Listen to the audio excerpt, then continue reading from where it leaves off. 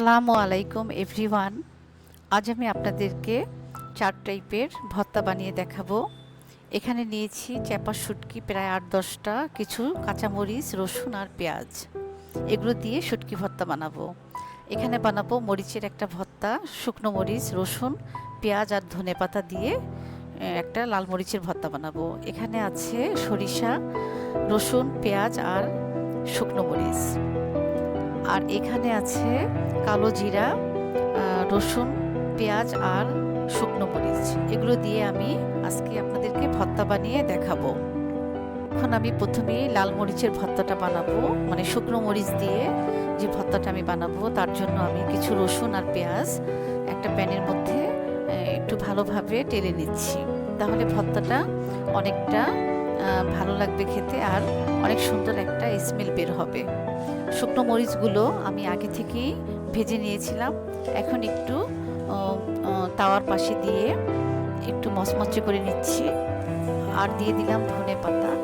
এগুলি একটু নেড়ে চেড়ে আমি সব কিছু একসাথে মিশিয়ে নেব। মরিচের এই ভর্তাটার মধ্যে আমি একটু আচার দেব। যে কোনো আচার এটার মধ্যে দেয়া যায়, দিলে অনেক ভালো লাগে খেতে, একটু টক টক হয়। আমি এখানে আমের আচারটা দেব। আপনারা চাইলে যে কোনো আচার এখানে দিতে পারেন।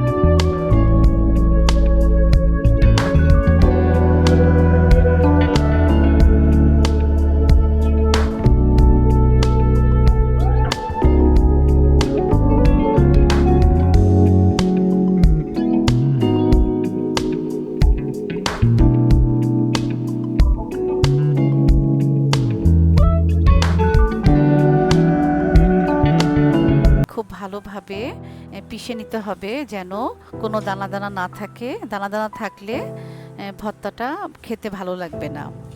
আপনারা চাইলে ব্লেন্ডারেও করে নিতে পারেন, তবে ব্লেন্ডারে তেমন একটা ভালো হবে না কালো জিরা ভর্তাটা, এটাই আমার কাছে মনে হয়। আমি আপনাদেরকে দেখাচ্ছি শুটকি ভর্তাটা আমি কিভাবে ভেজে নেই প্যানের মধ্যে, সেটাই।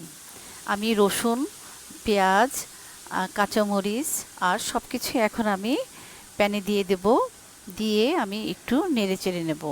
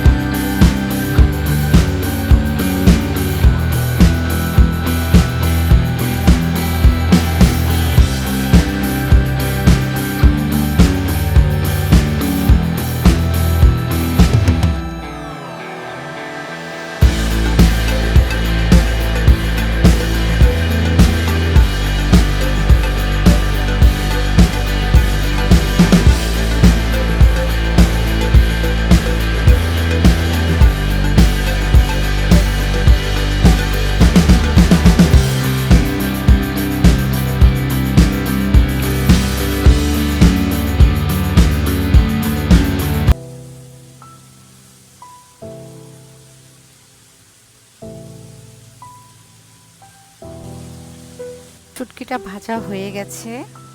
এখন আমি শুটকিটা নামিয়ে ফেলবো। একটু ঠান্ডা হলে তারপর শুটকিটা আমি পাটায় বেটে নেব। আমি আজকে আপনাদের যে ভর্তাগুলো দেখালাম, আপনারা এগুলো বাসায় করে দেখতে পারেন। খুবই টেস্ট হয় এভাবে ভর্তা বানালে। এখন আমি কিছু ধনেপাতা দিয়ে দেব। আপনারা যদি শুটকিতে ধনেপাতাটা দিতে না চান, আপনারা এটা বাদ দিতে পারেন। সব ভর্তাগুলো আমি পাটায় পিষে নেব, শিলপাটাতে আমি পিষে নেব। আপনারা যদি শিলপাটাতে করতে না চান, আপনারা ব্লেন্ডারে করে নিতে পারেন। আমার 4 টাইপের ভর্তার রেসিপি যদি আপনাদের কাছে ভালো লাগে, আপনারা বাসায় করে দেখতে পারেন। ফ্রেন্ড অ্যান্ড ফ্যামিলির সাথে শেয়ার করতে পারেন। আমার রেসিপিতে একটা লাইক দিতে পারেন। যারা এখনও আমার চ্যানেলটিকে সাবস্ক্রাইব করেননি, তারা আমার চ্যানেলটিকে সাবস্ক্রাইব করে দিবেন। পাশে থাকা বেল আইকনটি প্রেস করে দিবেন। আল্লাহ হাফেজ।